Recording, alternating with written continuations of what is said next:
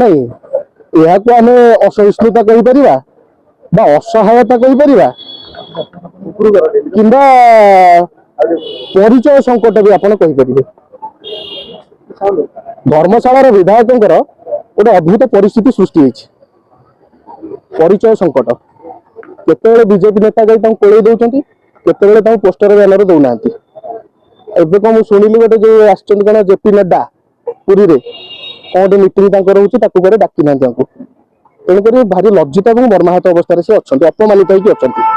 ତେଣୁ କରିକି କାଲି ଯେତେବେଳେ ମାନ୍ୟବର ମୁଖ୍ୟମନ୍ତ୍ରୀ କହିଲେ ଯେ ୟୁପି ମଡେଲ ଆମେ ଓଡିଶାରେ ଲଗେଇବୁ, ସେଇଟା ତାଙ୍କ ମନକୁ ଛୁଇଁଛି ଏବଂ ନିଜ ସତୀତ୍ୱ ପ୍ରମାଣିତ କରିବା ପାଇଁ ମୁଖ୍ୟମନ୍ତ୍ରୀଙ୍କର ଜଣେ ଆଜ୍ଞାଧୀନ ଛାତ୍ର ବୋଲି ନିଜକୁ ପ୍ରମାଣିତ କରିବା ପାଇଁ ସିଏ ୟୁପି ମଡେଲ ଠେଙ୍ଗା ଖଣ୍ଡା ବୁଜାଲି ଧରିକି ରାଜରାସ୍ତାକୁ ତାଙ୍କ ପିଲାଙ୍କୁ ଧରିକି ବାହାର କରିଛନ୍ତି। ତେଣୁକରି ଆମେ କହିବୁ ମାନ୍ୟବର ମୁଖ୍ୟମନ୍ତ୍ରୀ ବା ସରକାର ନିଜ ଶବ୍ଦ ଚୟନ କଲାବେଳେ ଟିକେ ସତର୍କତାର ସହିତ କରନ୍ତୁ। ରାଜ୍ୟର ଆଇନ ଶୃଙ୍ଖଳା ପରିସ୍ଥିତିରେ ଠିକରେ ରଖିବାକୁ ଚେଷ୍ଟା କରନ୍ତୁ। ବିଜେପି ତାଙ୍କୁ ଗ୍ରହଣ କରୁନି। ବିଜେପି କହୁଛନ୍ତି ସିଏ ଆମ ବିଧାୟକ ନୁହଁ, ସେ ସାଧାରଣ ବିଧାୟକ। ଇଏ କୋଉ ବଳରେ ଏମିତି ଯୋଉ କରୁଛନ୍ତି, ଗଣ୍ଡଗୋଳ କରୁଛନ୍ତି ବା ଗୁଣ୍ଡାଗିରି କରୁଛନ୍ତି, କୋଉ କାହା ବଳରେ କରୁଛନ୍ତି? ବିଜେପି ତାଙ୍କୁ ବ୍ୟାକଅପ୍ ଦଉନି। ନାଇଁ ବ୍ୟାକଅପ୍ ନଦେଲେ ସେ ଗୋଟେ ପ୍ରକାର ବାଗରେ ରହନ୍ତେ, ନହେଲେ ସାଙ୍ଗରେ ନେଇଗଲେ ଗୋଟେ ପ୍ରକାର ରହନ୍ତେ। ତାକୁ ସକାଳ ନୁହଁ କି ରାତି ନୁହଁ, ସଞ୍ଜ ବେଳା କରିକି ରଖିଛନ୍ତି ତାଙ୍କୁ।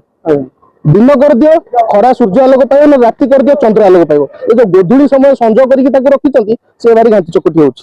ବିଧାୟକ ନିଜେ କାଲି କ୍ଲାରିଫାଇ କରୁଛନ୍ତି ଏଥିରେ ତାଙ୍କର ହାତ ନାହିଁ, ଆଉ ନିନ୍ଦା ମଧ୍ୟ କରୁଛନ୍ତି। ଆଉ ଗୋଟେ ବଢିଆ ବଢିଆ କଥାଟେ ଆପଣ ପଚାରିଲେ।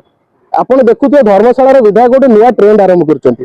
ତାଙ୍କରି ସାଙ୍ଗରେ ଫଟୋ ଥିବ, ତାଙ୍କରି ପତାକା ପକଉଥିବେ, ତାଙ୍କରି ସାଙ୍ଗରେ ବୁଲୁଥିବେ।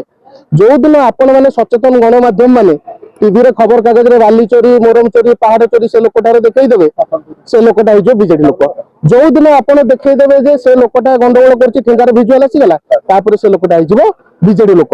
ମୁଁ ଏଠି ଧର୍ମଶାଳାର ଅଭିଭାବକ ମାନଙ୍କୁ, ଯୁବକ ମାନଙ୍କୁ ଆହ୍ୱାନ ଦଉଛି, ସତର୍କ କରେଇ ଦଉଛି, ଏଇଭଳିଆ ଲୋକଠାରୁ ଦୂରେଇକି ରୁହନ୍ତୁ। କାହିଁକିନା ପ୍ରକୃତ ନେତା କିଏ? ଯିଏ ନିଜ କର୍ମୀର ଭଲରେ ମନ୍ଦରେ ସୁଖରେ ଦୁଃଖରେ ଛିଡା ହେବ।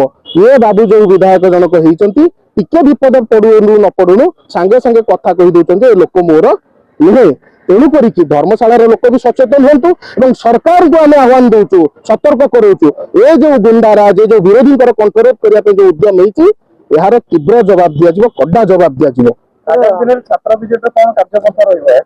ଆମେ ବର୍ତ୍ତମାନ ଆମେ ଯୋଉ ଆମର ବିଭିନ୍ନ ଦଳର କାର୍ଯ୍ୟକ୍ରମ, ସାଂଗଠନିକ ନିର୍ବାଚନ ଏସବୁ କଥା ଭିତରେ ରହିଛୁ, କିନ୍ତୁ ସରକାରଙ୍କର ପ୍ରତ୍ୟେକଟି କଥାକୁ ଆମେ ମନେ ରଖିଛୁ। ଏବେ ବି ସମୟ ଅଛି। ଯାଜପୁର ଜିଲ୍ଲା ପୋଲିସ ଯେଉଁଭଳି ଢଙ୍ଗରେ ଯାଜପୁର ଜିଲ୍ଲାରେ ଲ ଆଣ୍ଡ ଅର୍ଡରକୁ ଫେଲ କରିଛି, ଏହାର ଜବାବ ତ ନିଶ୍ଚିତ ମିଳିବ ତାଙ୍କୁ। ଆମେ ଆଉ ଗୋଟେ ଜିନିଷ ଦେଖିବା, ପ୍ରଣବ ରାୟ ବିଶେଷ କଣ ଡରୁଛନ୍ତି ଯେ କାଳେ ରାଜନୈତିକ କ୍ୟାରିୟର ରହିଛି ତାଙ୍କର, କିଛି ତାଙ୍କୁ ପାଖରେ ରଖିବାକୁ ଚେଷ୍ଟା କରୁଛନ୍ତି। ଦେଖନ୍ତୁ ଆଜ୍ଞା, ଜଣେ ଯେ ପଲିଟିକାଲ ଲୋକ ସେ ଆଉ ଗୋଟେ ପଲିଟିକାଲ ଲୋକକୁ ରେସ୍ପେକ୍ଟ ଦେବ ଏବଂ ସରକାର ବିରୋଧୀ ଉଭୟଙ୍କର ଗୋଟେ ପରସ୍ପରକୁ ମ୍ୟୁଚୁଆଲ ରେସ୍ପେକ୍ଟରେ ଶାସନ ବ୍ୟବସ୍ଥା ଚାଲେ। ଇଏ ଗୋଟେ କେମିତି ଗୋଟେ ବାଇଚାନ୍ସ ଜିତି ଯାଇଛନ୍ତି, ତେଣୁ କରିକି ସିଏ ଗ୍ରହଣ କରିପାରୁନାହାନ୍ତି ଯେ ଆଉ କିଏ ଜଣେ ଯାଇକି ବୁଲିବ, ଆଉ କାହାର ଜିନ୍ଦାବାଦ ହବ, ଆଉ କିଏ ମନ୍ଦିରକୁ ମଠକୁ ଯିବ, ଆଉ କିଏ ପୂଜା ଅର୍ଚ୍ଚନା କରିବ। ଆରେ ଏତେ ଇନଫିରିୟରିଟି କମ୍ପ୍ଲେକ୍ସ କଣ ପାଇଁ? ଇଏ ହଉଛି ପଏଣ୍ଟ ନମ୍ବର 1। ନଚେତ ଦ୍ୱିତୀୟ କଥା ଆପଣ ଯଦି ଦେଖିବେ, ନିଜ ସତୀତ୍ୱ ବିଜେପିରେ ଦେଖେଇବା ପାଇଁ ଇଏ ଜାଣି ଶୁଣିକି ଏଇଭଳିଆ କରିକି ବିଜେପିର ମୁଁ କ୍ଲୋଜ, ମୁଁ ମୁଖ୍ୟମନ୍ତ୍ରୀଙ୍କ କଥା ଆଗ ମାନି ଦଉଛି, ଏହା ପ୍ରମାଣିତ କରିବା ପାଇଁ ସେ ଉଦ୍ୟମ କରୁଥାଇ ପାରନ୍ତି। ତେଣୁକରି ଭାରତୀୟ ଜନତା ପାର୍ଟି ଏବଂ ରାଜ୍ୟ ସରକାରଙ୍କୁ ମୁଁ କହିବି, ଲିକୁ ସାହୁଙ୍କୁ ଆଇଦର ଖରା ବେଳକୁ ଆଣନ୍ତୁ, ନହେଲେ ରାତିକି ନିଅନ୍ତୁ, ଆଉ ସଞ୍ଜ କରିକି ବୁଲାନ୍ତୁ ନାହିଁ।